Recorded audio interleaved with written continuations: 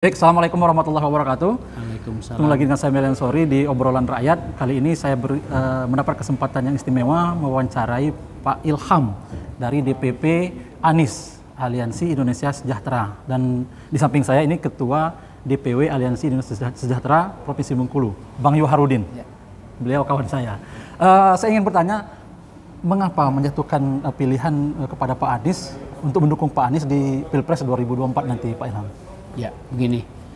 Jadi pilihan kami ini tidak tiba-tiba, tapi kami telisik, kami lihat rekam jejak dari beliau sejak beliau menjabat menjadi Gubernur DKI pada tahun 2017 dan saya memang salah satu pendukung beliau waktu kampanye dulu. Salah satu relawan ya? Salah satu relawannya. Nah, apa yang telah dilakukan oleh Bapak Anies di Jakarta itu memang tidak bisa kita bohongi, nyata dan kelihatan sekali hasilnya. Betul. Apakah itu penataan kotanya, apakah itu transportasinya, apakah itu pendidikan manusianya, kemudian program-program untuk kemaslahatan umat itu jelas bisa kita list.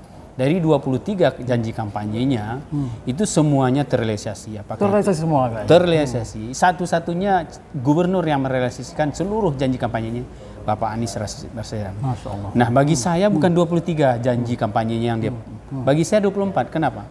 Ada satu janjinya, janji politiknya yaitu yang dia penuhi. Apa itu? Pada waktu dia dicalonkan oleh Bapak Prabowo menjadi gubernur, dia berjanji tidak akan maju nanti. Pilpres 2019. Itu padahal janji yang sebetulnya janji bisa iya bisa enggak aja kan. Tapi sebagai orang yang betul-betul amanah, janji ini pun dia pegang. Dia pegang. Waktu dia ditawari untuk maju 2019 dia tidak mau. Betul. Artinya ini orang betul-betul bisa dipegang omongannya, juga bisa dilihat prestasi bekerjanya. Jadi itulah yang membuat kami menjatuhkan pilihan beliau layak kita usung lagi sebagai Presiden Republik Indonesia. Bahkan tadi pelayanan ke masyarakat tentang air tadi, Pak ya, itu sangat menyentuh sekali itu. Menyentuh sekali. Bapak kalau lihat di Jakarta itu dulu ya, sebelum transportasi ditata itu, kita ini penduduk Jakarta itu macam perang itu naik bis kota. Berjuang itu, bergelantungan itu, bisa jatuh dan tidak ada orang yang menolong. Tapi sekarang manusia di Jakarta dimanusiakan. Ya. Yang naik angkot pakai AC. Sampai ke lingkungan namanya Jaklingko dan itu mendapat apresiasi dari kelas dunia loh. Singapura mengakui aplikasi Jaklingko itu aplikasi yang bagus sekali gitu. Nah, kemudian sekarang dia sudah masuk ke bis listrik lagi. Bis listrik ya. Yang dulu zamannya ini maaf kalau kita kembali lagi dulu gubernur sebelum ini membeli bis dari Cina itu hampir 1000 bis itu jadi rongsokan. Betul. Ya kan pernah lihat. Betul. Ya? Dan itu jadi museum bangkai mobil itu di Bogor. Tapi Pak Anies membeli mobil-mobil yang kelas dunia. Dan tidak ada yang dia beli dari Cina tuh memang mobil Volvo, Mercy. Artinya apa? Dia memang menomorsatukan kualitas dan mutu dari pekerjaannya. Itulah makanya saya juga mengabarkan kepada masyarakat Bengkulu kebahagiaan kami di Jakarta ini ingin kami bagi dengan warga Bengkulu agar merasakan juga bagaimana perhatian beliau kepada rakyat kecil. Satu lagi program dia itu Manula di Jakarta itu ada subsidi 500.000 loh. Manula lah. Terus Manula juga gratis loh naik angkot seumur hidup.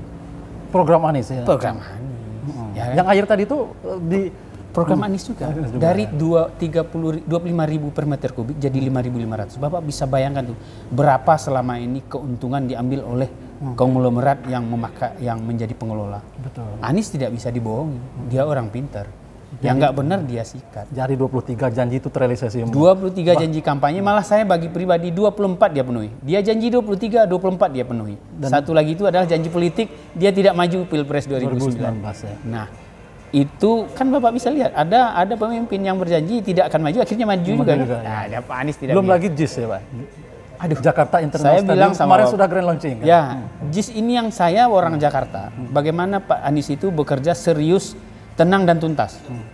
Sampai hampir diresmikan, saya tidak pernah tahu JIS ini karena memang tidak ada yang mengiklankan, tidak ada yang memberitakan. Tahu-tahu tiba-tiba dikejutkan ya. Belum lagi Formula E, Pak. Formula E. Wah, dasar sekali.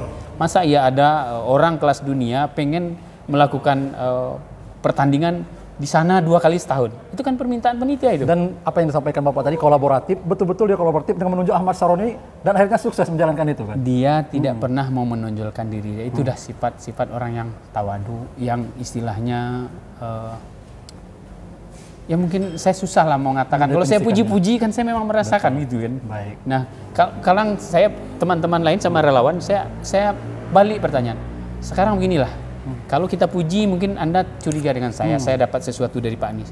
Bagaimana kalau kita cari kekurangan Pak Anies? Kita list kekurangan Pak Anies itu apa selama memimpin?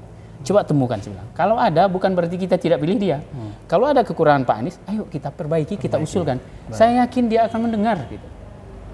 Karena ini interaksi saya sama beliau tuh bukan antara rekan kerja segala macam. Saya sama dia tuh juga bertemu mungkin baru 3 kali. 3 kali ya. Tapi saya melihat bagaimana dia penghargaan dia kepada orang, penghormatan dia kepada tamu.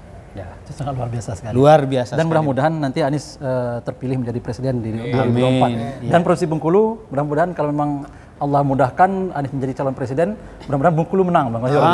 Harus Bengkulu ini jadi penentu kemenangan Pak Anies nanti. Ya. Baik. Siap. Baik, dan ada rencana Pak Anies ke Bengkulu untuk ini?